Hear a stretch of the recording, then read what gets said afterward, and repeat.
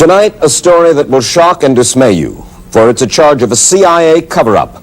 One man's report of America's last unhappy days in South Vietnam, the evacuation from Vietnam. You've been reading stories about it the last 2 days in your newspapers, but no one has yet heard directly from the ex-CIA man responsible for this charge of cover-up. He was the senior intelligence analyst of North Vietnamese strategy for the United States Central Intelligence Agency in Vietnam. He was awarded the CIA's Medal of Merit for his work in Vietnam. Frank Snepp is his name. Now 34 years old, Frank Snepp told us he joined the CIA in 1968 to avoid the draft. But he wound up doing 2 tours of duty in Vietnam for the CIA. Everyone who works for the agency signs an oath that he will submit for prior clearance and censorship any public comment he intends to make about anything he has learned inside the agency. Frank Snepp will tell us why he now sees fit to break that oath. A word about the circumstances surrounding this report. Snepp came to 60 Minutes several months ago to tell us about his charges and about a book he was writing on the subject, a book called A Decent Interval. Because the CIA had gone to court in the past to suppress uncensored comment by a former agent, 60 Minutes secretly filmed the interview you're about to see.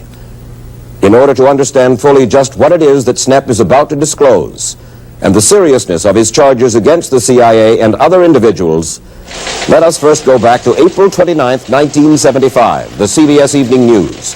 Dan Rather filling in for Walter Cronkite. South Vietnam now is under communist control. Early today, beginning with a jeep load of rather ragtag Viet Cong soldiers, then truck after truck of heavily armed North Vietnamese regular troops, the communists entered Saigon in force. Then a report from Saigon streets by correspondent Ed Bradley. The crowds of Americans and other foreigners lined up at installations around Saigon waiting for buses was the cue. It told the Vietnamese that this was the end of the line. For most of those who wanted to leave their country, this would be their last chance. Some Americans who pushed towards the bus tried to pull their Vietnamese wives and children along with them.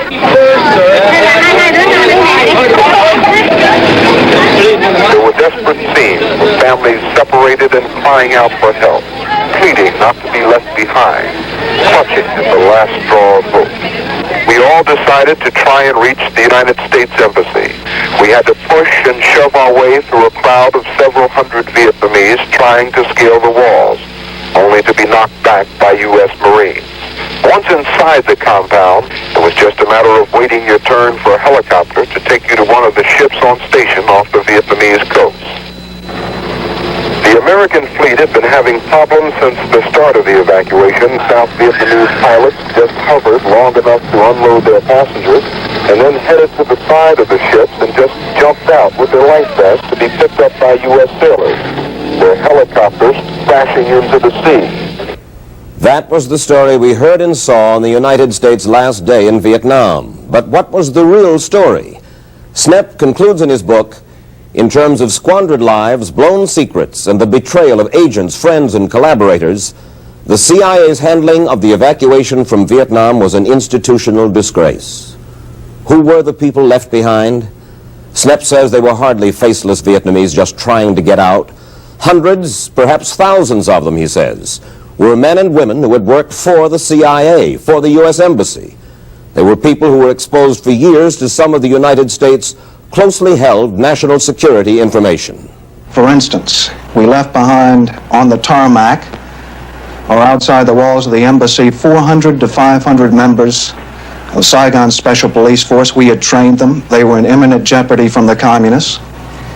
We also left behind about 400 to 1,200 members of the CIO, the Central Intelligence Organization. We'd also trained them. We also left behind about 30,000 people who had worked for the Phoenix program. The Phoenix program which was the counter-terrorist operation mounted against the communists during the mid-1960s under CIA direction. Collaborators, defectors, translators, clerks, radio operators, police collaborators. Left behind. Left behind often just outside the embassy wall. In other words, we got the wrong Vietnamese. All these promises by the administration that we would get high-risk Vietnamese out of the country, they went by the board in the chaos of the evacuation. When the CIA abandoned Pleiku earlier, you write, in their haste to remove themselves, they committed a host of sins for which any intelligence operative should be drawn and quartered. That's right. Specify. In their haste to get out of the path of the advancing North Vietnamese army, they left documents behind. And they also left behind one of our primary agents. In other words, the CIA guys did not do their job. They bugged out. You describe all of this leaving behind of people who had worked with us or for us, Vietnamese, a callous act of betrayal on the part of the CIA? In some cases, betrayal was involved. We saved the people in the white skin. We left behind the Vietnamese. You say in your book that the massive files of the South Vietnamese Central Intelligence Organization, identifying defectors, collaborators, prisoners, anyone who had helped us or seemed likely to, were left behind. That's correct. When the North Vietnamese rolled into Saigon on April 30th, Commander-in-Chief found these files intact. If an experienced counterintelligence operative, say for the Soviet KGB or for North Vietnamese intelligence, put all this data together, he could begin to develop a picture of how the United States operates in a crisis. And this is strategic intelligence, any way you cut it. What you are painting, Mr. Snepp, is a picture of an absolute CIA botch at the end in Vietnam. It was a failure of leadership.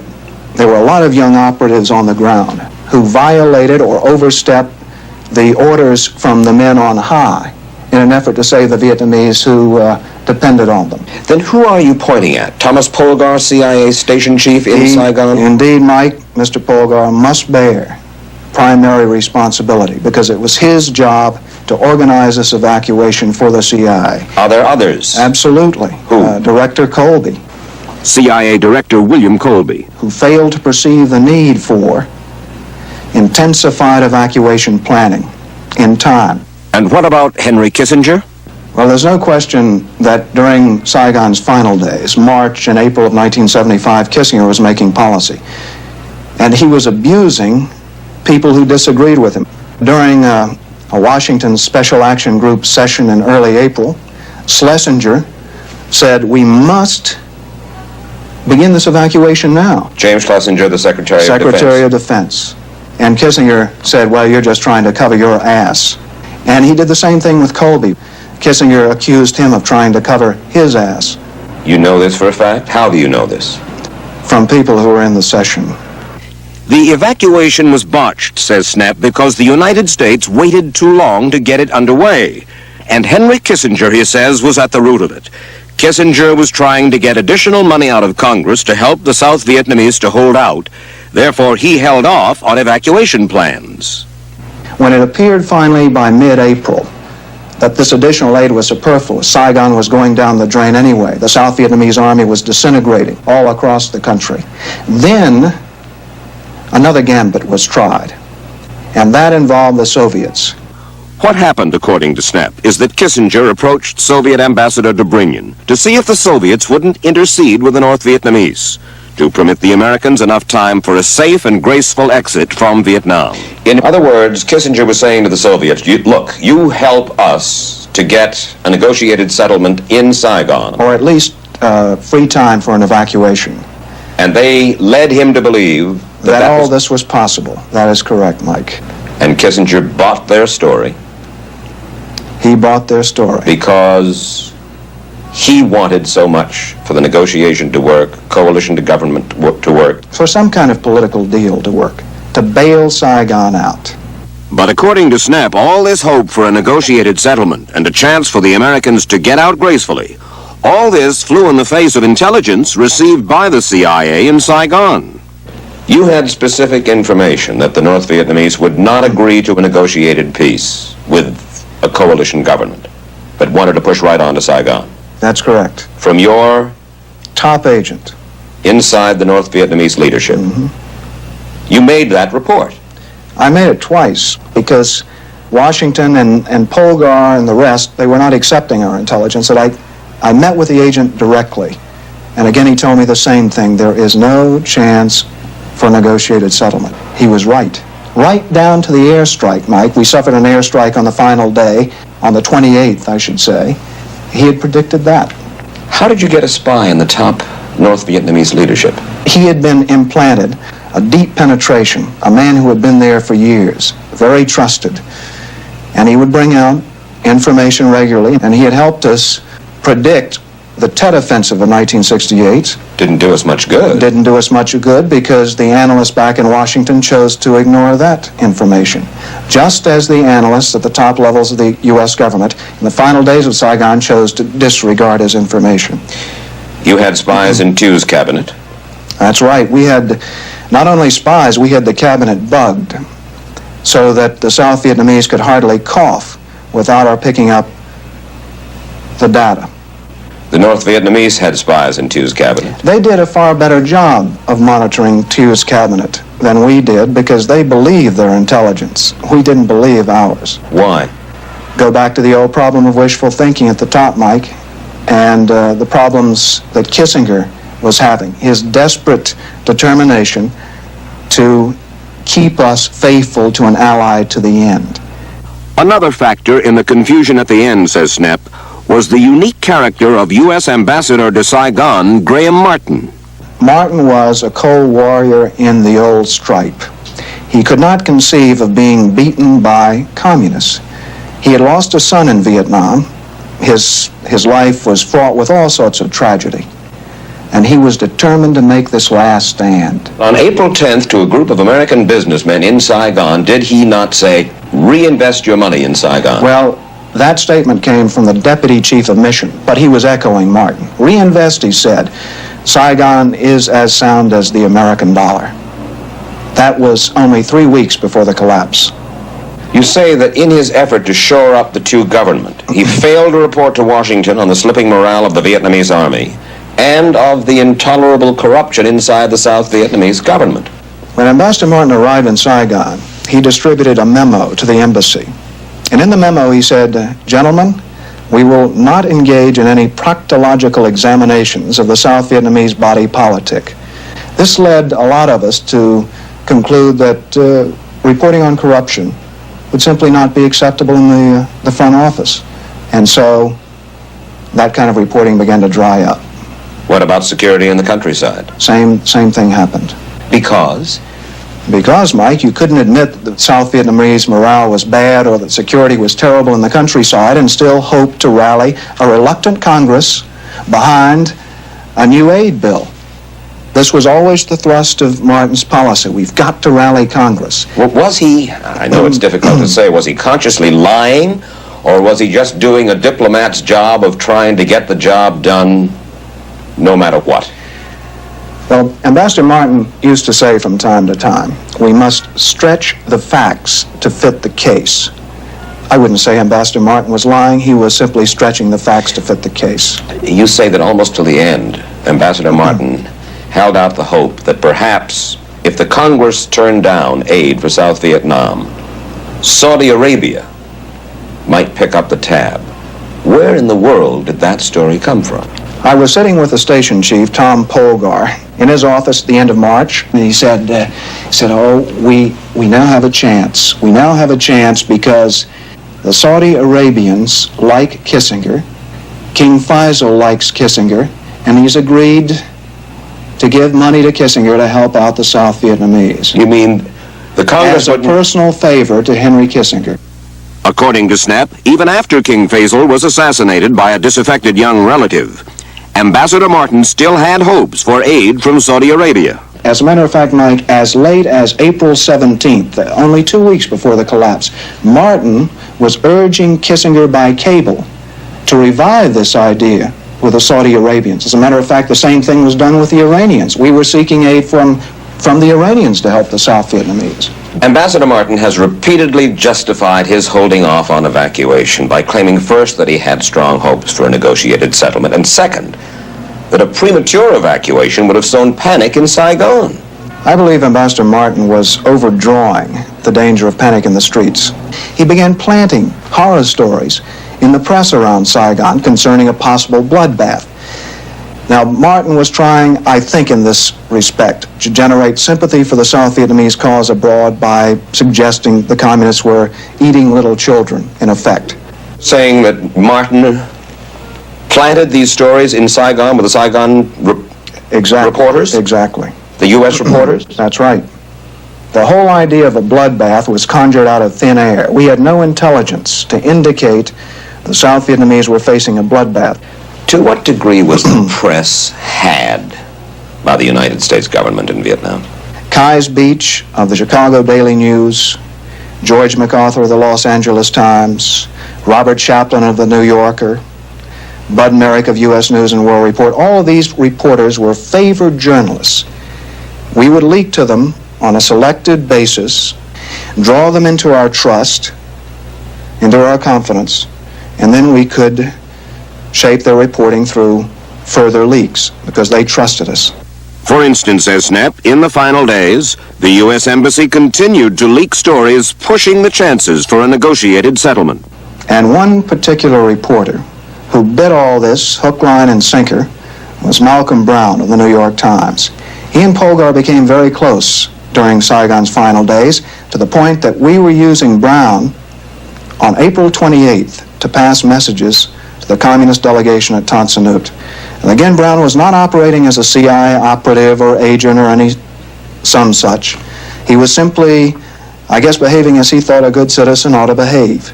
And was he printing the information which you were passing back and forth? That's right. So he was simply a good reporter with a hell of a source. That's the way you could put it, yes. The sources were giving him disinformation, to use a Soviet term, and he was printing disinformation. And how was he to know? He was getting it from the ambassador and the station chief. It would have been impossible for him to know. Do you know of American journalists paid by the CIA? I know of foreign journalists paid by the CIA, whose stories appear in the New York Times and various other respected newspapers. Who? I cannot identify them, because as I have pointed out in the book, I am against dealing with sources and methods explicitly. You mean this is going on today? It continues today. Bylines in the Times, New York Times. In various newspapers, that's correct. But what dismayed Snepp most of all after the evacuation was the attempt by those responsible at the top to put a different face on what had transpired. What you're talking about is a calculated cover-up. That's right, Mike.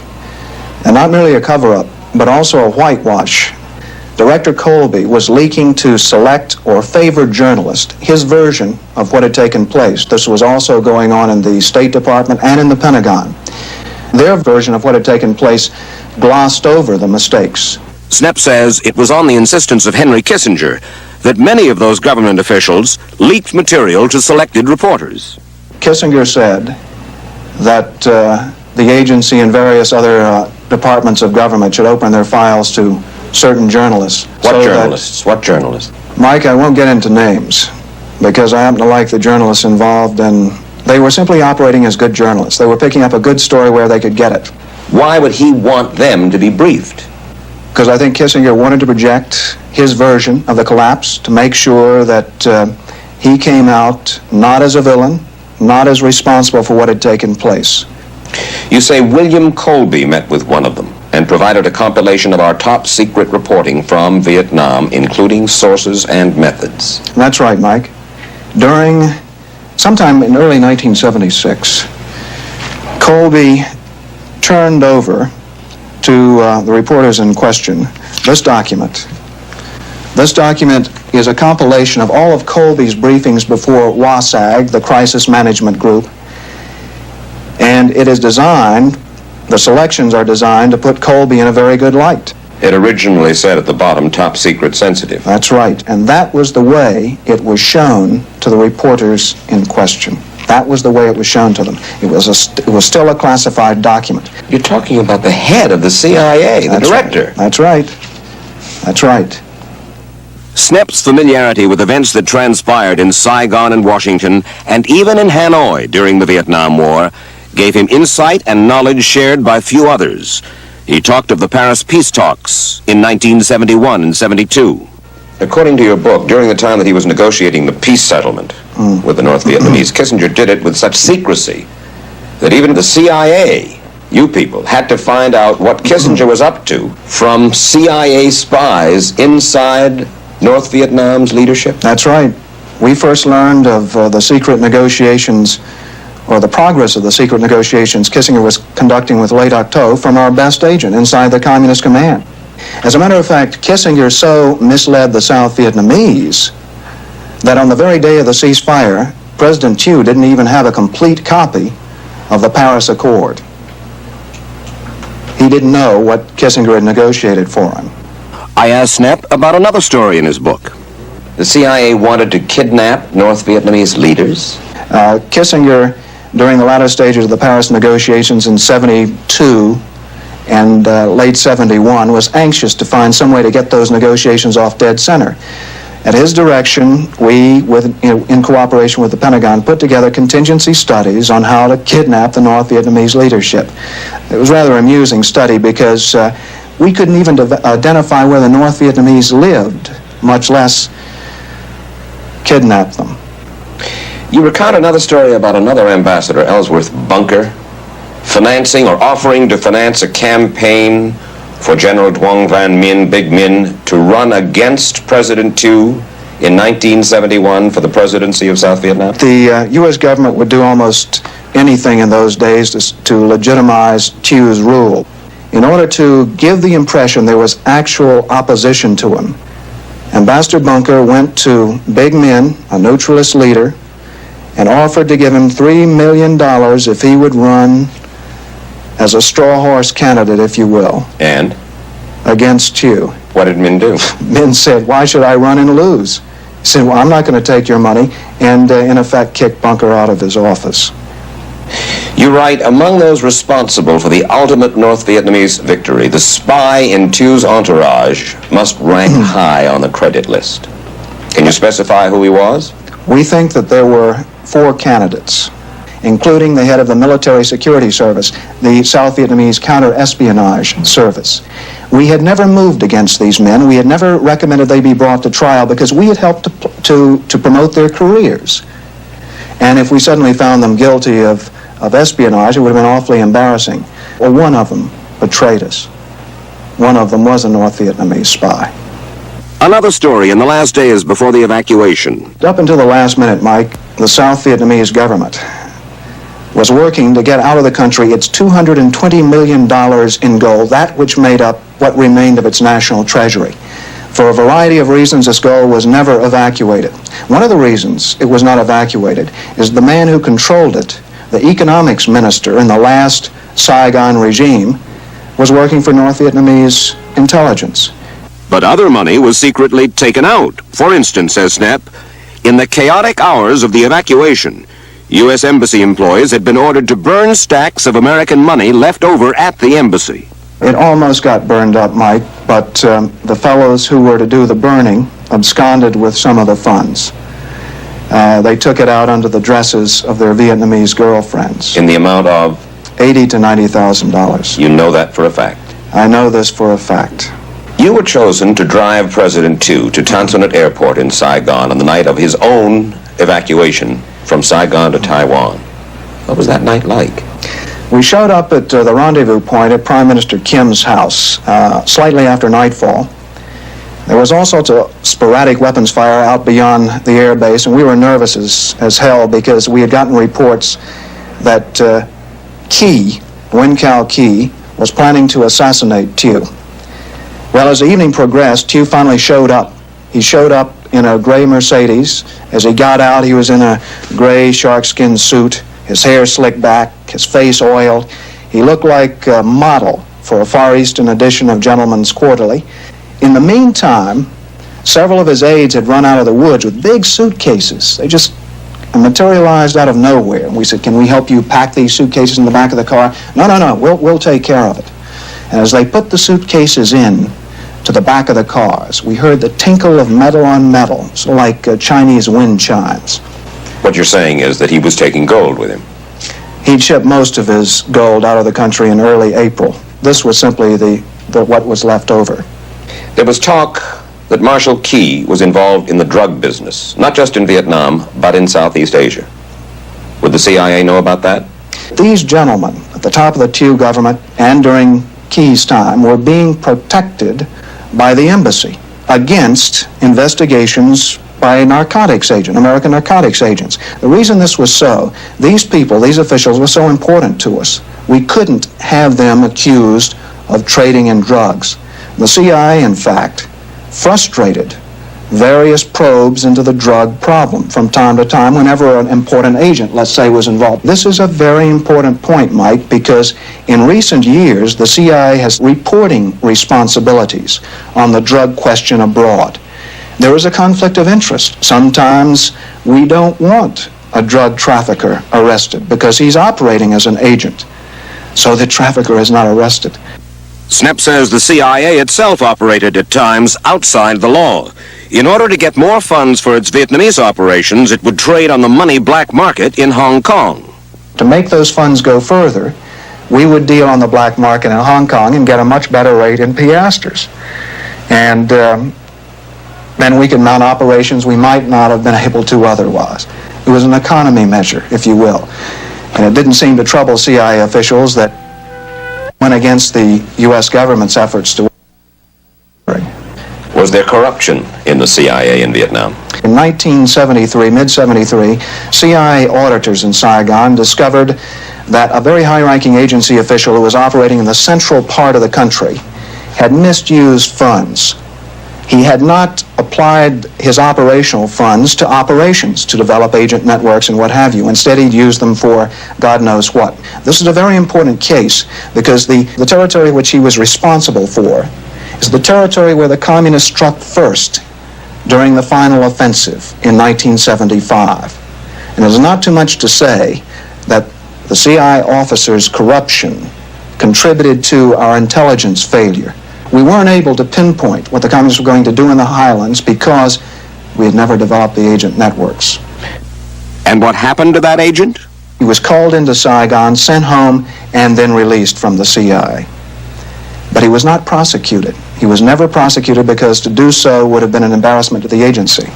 When Frank Snepp returned to CIA headquarters in Langley, Virginia after the evacuation, he wanted to tell the story of the debacle to his superiors. When I came back from Saigon after the collapse, I asked to be allowed to do an after-action report detailing what had gone wrong. I was told no one was interested. Later, I was called in by the CIA's Inspector General, and he told me that he was putting together a document which Colby could use to fend off congressional probes into CIA conduct in Vietnam in the final days. Well, I figured this was not the kind of after-action report I wanted to be associated with. They asked you to fill out an affidavit. You refused. What was in that affidavit? The affidavit tried to attribute our mistakes to local enemy action. In other words, our failure to get people out, this document said, was due to local enemy action. I refused to sign that document because it simply wasn't true. Finally, in January of 1976, Snepp resigned from the agency and began to write his book. All right, you have all these complaints about the CIA and the American evacuation, Mr. Snepp, and now you're going public. Why are you going public? You swore that you would not. You signed an oath that you would not go public. That's right. You signed that 16 September 1968. That's right. If you read on in that, there is a clause there that requires or specifies that an officer can go and register his complaints with appropriate authorities in the agency. I tried to do this. I wanted not to go public. I wanted to do my after-action report on the inside and was rebuffed at every turn. I feel I have met my obligation. Also, I think the agency has made a mockery of the secrecy system with its select leaks to the press in its efforts to whitewash its role in the end. And for this reason, I regard those secrets as being declassified. The CIA knows that you've been writing this book. That's correct. When they learned of your intention, what did they do? They called several of my colleagues in the agency in, tried to squeeze information out of them, get them to inform on me, and in fact, it tried to force me to identify the publishers I had been in touch with in my preparations for writing this book. They called in a girl I had dated in the agency, threatened to fire her unless she informed on me. But this is standard practice. To gain time, Snepp had all along assured the CIA he would submit his book to them for review and possible censorship, even though in the last few months at least he has had no intention of doing so. Have you told the CIA that you are not going to submit this for censorship? No, I have not. You really think the CIA does not know how far this has gone and the fact that you are talking to us? I think if they did, Mike, I would have been enjoined. I think that they would have gotten a court order to silence me. I think it's also significant, and this is important, I think should be brought out. If the agency were operating in its bad old ways, monitoring telephones, surveilling people illegally, I wouldn't have gotten this far. You're an arrogant young man, aren't you? That's the only way you can survive in the CIA, Mike. By being positive, arrogant, and hoping you know where you're going. We filmed that interview a month ago. We have now checked with most of the principals named by Snepp in his charges of botch and cover-up. Almost all of them describe his allegations as nonsense, and they agree with Henry Kissinger, who calls Snepp, quote, a man at the second level in Saigon, 10,000 miles away from Washington, who could not possibly have had any full understanding and knowledge of what the decisions were and how they were reached. And all the principals we contacted, Kissinger, Ambassador Martin, Colby, CIA Station Chief Polgar, deny blame for the thousands of key Vietnamese who were left behind in jeopardy. One of them put it this way: retreat, he said, is the most difficult maneuver under any conditions, and these were hardly the best of conditions. Having said that, the various principals tended to point the finger of blame at one another. Ambassador Martin repeated his claim that Washington had delayed too long in granting authority to his embassy to evacuate large numbers of Vietnamese. But various of the others criticized Martin's performance. One calls him too strong-willed. Another said he was physically sick toward the end. One called him batty. When asked about it, Ambassador Martin told us, history will vindicate my performance in Vietnam. Henry Kissinger said the administration's plan at the end was to keep pushing the Congress for aid to the South Vietnamese, to keep the Saigon government believing we were working for them, to avoid panic. For the same reason, he says, there was no crash evacuation of Americans, for had too many Americans departed too quickly, there was fear in Washington that the South Vietnamese military would turn their guns on their departing allies. On the matter of Saudi Arabian aid to South Vietnam, it turns out that Kissinger did talk to King Faisal about financial aid. Faisal told Kissinger that South Vietnam would get cut rates on all the oil they needed. To the South Vietnamese, that would have been worth $300 million a year. Kissinger also denies any knowledge of a CIA plan to kidnap North Vietnam's leaders. What would we have done with them if we got them, he asked. On other items, William Colby denies categorically leaking any top-secret material. Ambassador Ellsworth Bunker denies having offered General Duong Van Minh $3 million to run for the presidency against General Thieu. Malcolm Brown of the New York Times acknowledges that he carried information from one side to the other in the final days.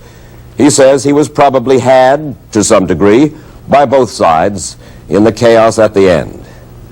And finally, what about Frank Snepp?